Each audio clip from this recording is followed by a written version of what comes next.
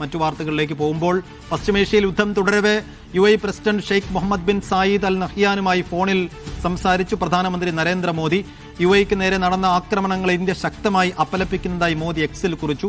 ബുദ്ധിമുട്ടേറിയ സാഹചര്യത്തിൽ ഇന്ത്യ UAEക്കൊപ്പമെന്ന് മോദി പറഞ്ഞു. ധനസുമോദ് വിശദാംശങ്ങൾ നൽകും. ധനസുമോദ്, ഇന്ത്യയെ സംബന്ധിച്ചിടത്തോളം ഈ ഗൾഫ് രാജ്യങ്ങളെല്ലാം സുഹൃത്തുക്കളാണ്.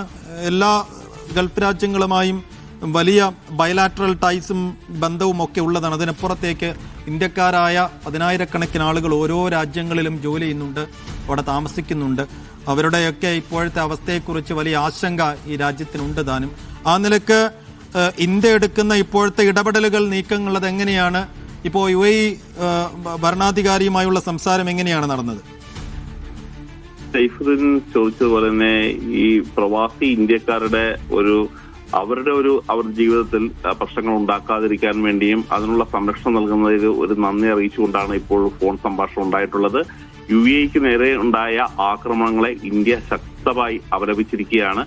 ആക്രമണത്തിൽ ജീവൻ നഷ്ടപ്പെട്ടവരിൽ അനുശോചനം രേഖപ്പെടുത്തിയിട്ടുണ്ട്. ദുഷ്കരമായ ഈ സാഹചര്യത്തിൽ ഇന്ത്യ UAEക്കൊപ്പം നിലകൊള്ളുന്നുവെന്ന് ഉറച്ചു പറയുകയാണ് ഇന്ത്യൻ പ്രധാനമന്ത്രി. ഇതുകൂടാതെ UAEയിലെ പ്രവാസി ഇന്ത്യക്കാരെ സംരക്ഷിക്കുന്നതിൽ നന്ദി അറിയിക്കുന്നുണ്ട്. അതിനുശേഷം ഈ മേഖലയിലെ സമാധാനത്തിനും സുരക്ഷയ്ക്കും സ്ഥിരതയ്ക്കും വേണ്ടി ഇന്ത്യ എന്നും നിലകൊള്ളുന്നതാണ് എന്നുള്ളൊരു കാര്യം കൂടി അദ്ദേഹം അറിയിക്കുകയാണ്.